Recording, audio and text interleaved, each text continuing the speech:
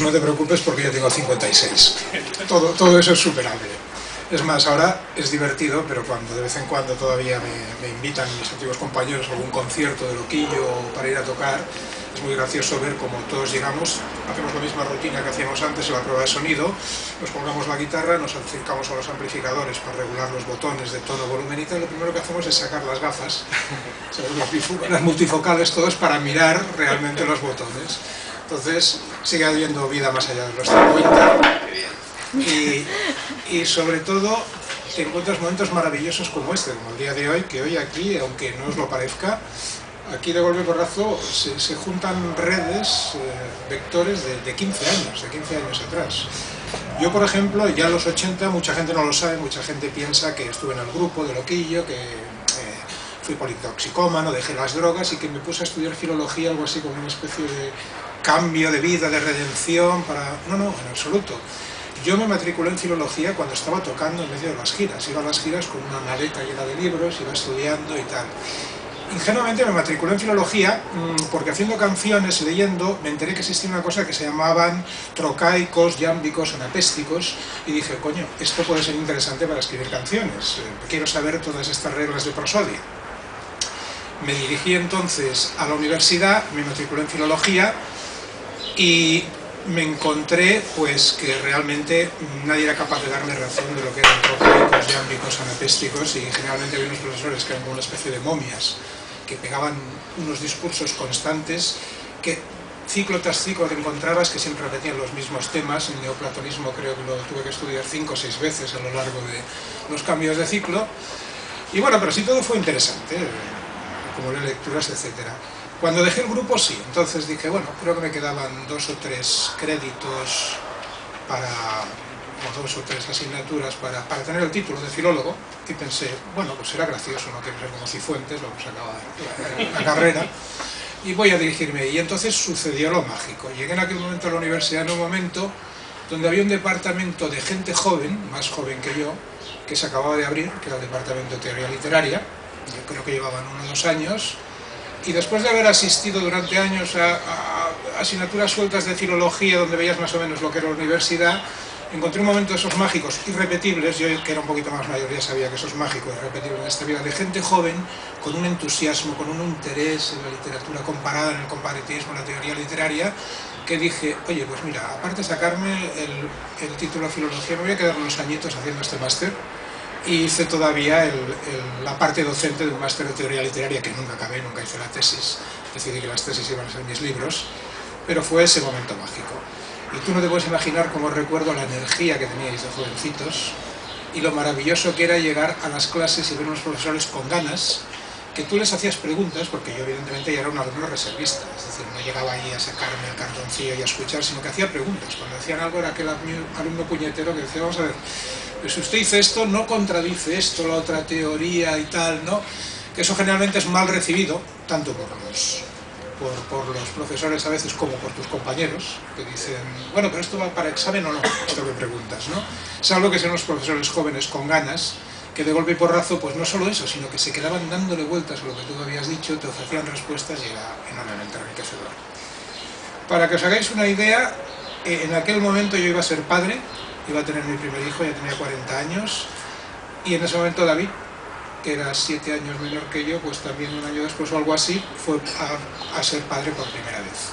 Y recuerdo que aparte de hablar de Chandler, de Borges y de todo eso, comentábamos lo acojonados que estábamos los dos, de ¿pero dónde vamos a sacar tiempo? ¿Qué cabreos nos vamos a coger si no podremos leer ahora y no podremos? O sea que fue una época, verdaderamente te lo tengo que decir, David, maravillosa, ¿no? De todo ese equipo recuerdo que tú eras a mí me gustabas mucho porque eras el más minucioso, eras, vamos, o sea, como una máquina. O sea, cuando tocabas un tema tenías que ir paso a paso, desmenuzarlo, entonces era muy muy interesante hablar contigo y aprendí muchísimo con vosotros, ¿no? Con todos vosotros, ¿no? Lo curioso es que ahí descubrí otra cosa, y es que yo primero, que he sido músico, he tocado la guitarra, he estado en grupos de rock, los músicos ya hay una curiosa hermandad. O sea, es decir, los músicos, por el tipo de vida que llevamos, el tipo de nuestra profesión, hay una curiosa hermandad como sentido de compañerismo, como una especie de sentido de una extraña camaradería que sabes que va más allá de las cosas normales de la vida. Me lo encontré, soy muy aficionado también a las motos, me gustan mucho las motocicletas, he tenido varias motos, me lo encontré luego también eso mismo, esa especie de extraña camaradería y extraña complicidad también en los círculos de los motoristas, los moteros. Tienen incluso su manera de hablar, su slang, se reconocen incluso por qué tipo de moto tienes, y sabiendo el tipo de moto que tienes son capaces ya de decir un poco tu carácter o qué tipo de cosas te gustan, ¿no? Tienen también su slang y su manera de hablar particular, que es esta moto se va de delante, o retorcer la oreja, una serie de cosas que entendemos entre nosotros. Y eso crea una cierta camaradería que tú te encuentras en Madrid con alguien que no conoces porque es motorista, te pones a hablar con él de su moto y hay una complicidad. Bueno, descubrí que hay un tercer grupo de esas cosas que son los comparatistas.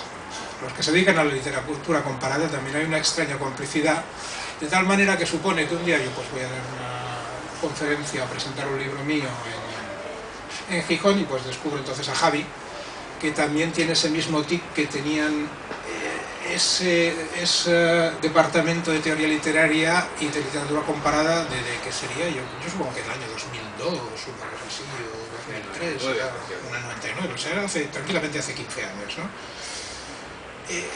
Hay también su jerga, igual que los motoristas, o sea, tienen su propia manera de hablar, y sobre todo les distingue, al final yo pensé, ¿qué será lo que distingue todos estos grupos o todas estas extrañas cofradías, ¿no? Y bueno, pues una cosa muy sencilla, me di cuenta comparando esas dos partes de los estudios de filología que tuve yo. Es decir, la primera parte de hispánicas en una antigua universidad con los profesores más mayores, y es una sencilla razón, y es que realmente estáis enamorados de vuestro trabajo, os gustan los libros, os gusta la materia con la que trabajáis. He de decir, y puede ser desalentador, pero que yo cursando hispánicas vi profesores que no querían, no les gustaba ya los libros, no les gustaba dar clase y no les gustaba ya la literatura. Eso cambió totalmente cuando llegué a vuestro departamento y empecé a ver que los comparatistas eso no se da. O te gustan mucho los libros, o quieres mucho los libros, o no te dedicas a la literatura comparada porque no lo puedes aguantar, o sea, es irresistible, ¿no?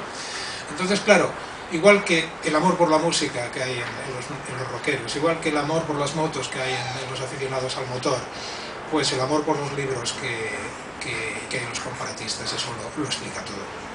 Y por eso es normal que me entendiera muy bien con Javi cuando lo conocí hace poco. Javi, igual que yo, morirá con un juego de palabras en los labios. Y este libro es yo creo que es pues me ha encantado que pensara en mí para presentarlo, porque creo que es la demostración absoluta de lo que es, cómo funciona su mente y aparte cómo entiende él la escritura. Tenemos un tesoro maravilloso en el verbo contar, en español y en castellano, y es que significa dos cosas. Significa por un lado explicar, narrar, pero por otra parte también significa hacer un recuento. Yo creo que esos dos significados del verbo contar los condensa perfectamente este libro, es perfectamente una muestra de cómo pueden enfrentarse esas dos cosas, ¿no? En este libro hace como una especie de inventario, Javi, del ser humano moderno, bueno, ser humano actual o contemporáneo, diríamos, ¿no? De qué comemos, de qué bebemos, de qué pensamos, de cómo nos vestimos, de cómo nos morimos. Todo eso lo hace de una manera contando, como decía David, intentando contar de una manera diferente, un tipo de contar esas cosas que no sea la habitual.